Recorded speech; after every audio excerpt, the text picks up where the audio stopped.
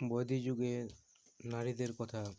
অপলা ঋষি অরিত্রর কন্যা তিনি।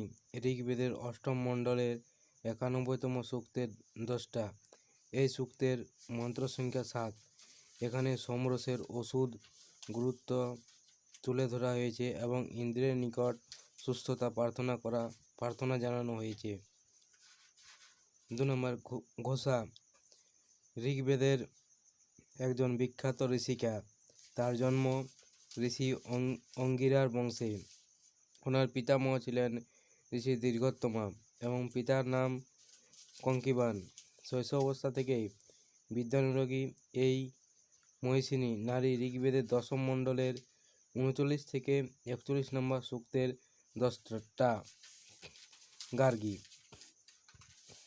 বৈদিক যুগের অন্যতম নারী ঋষি ব্রহ্মবাদিনী গার্গী। জন্ম খ্রিস্টপূর্ব 700 অব্দে।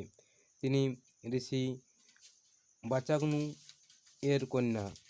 তার সম্পূর্ণ নাম গার্গী বাচাকনাবী। বৃহদারণ্যক উপনিষদে দেখা যায় বিদের রাজা যাকের আয়োজিত রাজসূয় যজ্ঞে ঋষি যাজ্ঞবল্ক্যের সাথে শ্রেষ্ঠত্ব প্রমাণের প্রতিযোগিতায় তিনি তর্কযুদ্ধে লিপ্ত হন। প্রথমে সিংকিত তত্ত্ব নিয়ে আলোচনা শুরু হয়। ক্রমশ প্রসঙ্গের গভীর বাড়তে থাকে।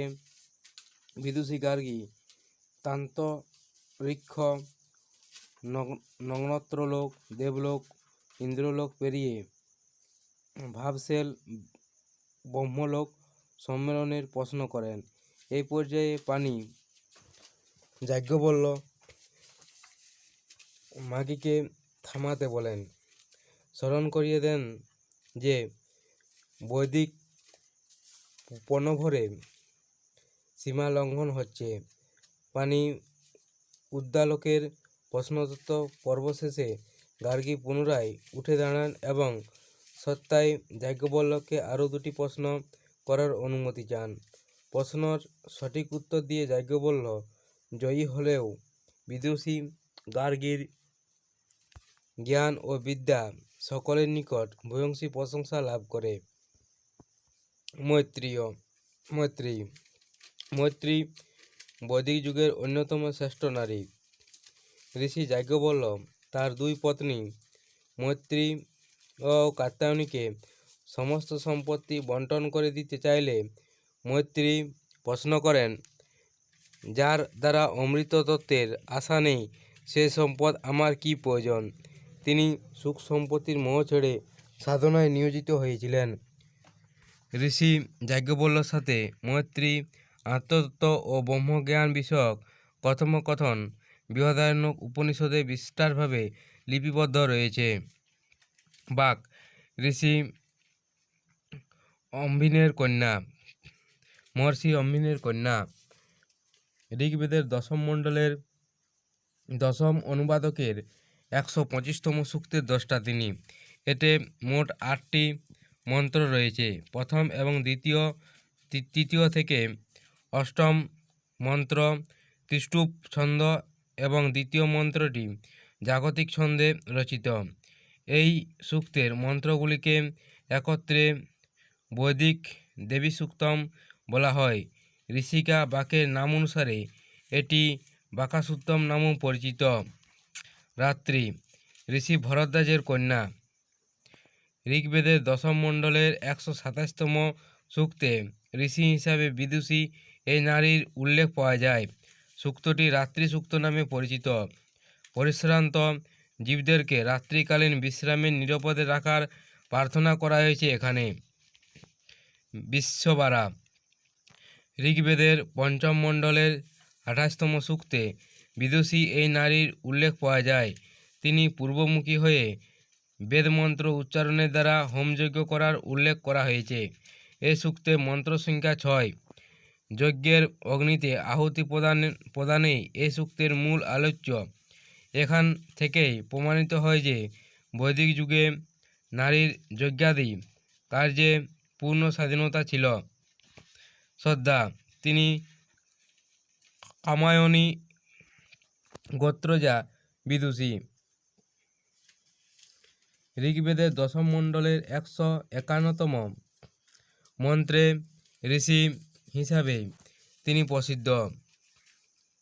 মন্ত্রগুলিতে ধর্ম ও জীবন ব্যবস্থার পরিপ্রেক্ষিতে শ্রদ্ধা, বিশ্বাস ও ভালোবাসার গুরুত্ব অত্যন্ত সুন্দরভাবে তুলে ধরা হয়েছে। রোমাসা অন্যতম বিদুষী নারী। তার পিতা বৃহস্পতি এবং স্বামী ছিলেন ঋষি ভাবব্য। ঋষিকা রোমাসা ঋগ্বেদের প্রথম মণ্ডলের 126 নম্বর সূক্তের 7 নম্বর ঋক অর্থাৎ মন্ত্রের দ্রষ্টা। গোধা ঋগ্বেদের দশম মণ্ডলের 134তম সূক্তের মহান এই নারীর উল্লেখ পাওয়া যায়। এই সূক্তে 7টি মন্ত্র রয়েছে। প্রথম অর্থাৎ সর্বশেষ মন্ত্রে ঋষি হিসাবে ব্রহ্মবাদিনী গোধা প্রসিদ্ধ। এই মন্ত্রটির বিশেষত্ব হচ্ছে গাভীর অপরিসীম গুরুত্বকে তুলে ধরা হয়েছে এই মন্ত্রে। সূর্যা ঋগ্বেদের উল্লেখযোগ্য অন্যতম বিদুষী। তার পিতার নাম সাবিত্র। দশম মণ্ডলের 85তম সূক্তে এই মহান নারীর উল্লেখ রয়েছে। বিয়ের মন্ত্রের ঋষি তিনি। বিয়ের পর স্বামীর সংসারে নারীর সম্মান ও মর্যাদার অত্যন্ত সুন্দর বর্ণনা পাওয়া যায় ঋষি সূর্যার মন্ত্রে। জুহ ঋগ্বেদের অন্যতম প্রসিদ্ধ নারী। তিনি ব্রহ্মবাদিনী জায়াজুহ নামে পরিচিত। বিদুষী এই নারীর অপর নাম বাক। তিনি ঋগ্বেদের দশম মণ্ডলের 109তম সূক্তের ঋষি সাবিত্রী। তিনি সূর্যের মতনই তেজদীপ্ত এবং বিদুষী এক নারী। ঋগ্বেদের দশম মণ্ডলের 85তম সূক্তের 32 থেকে 47তম মন্ত্রে ঋষি হিসাবে তিনি বিখ্যাত। এই সূক্তটি বিবাহ সূক্ত নামে পরিচিত। বিয়ে এবং বিবাহিত জীবনে পুরুষ ও নারীর দায়িত্বর বিষয়ে আলোচিত করা হয়েছে এখানে। দক্ষিণা ঋষি প্রজাপতি কন্যা।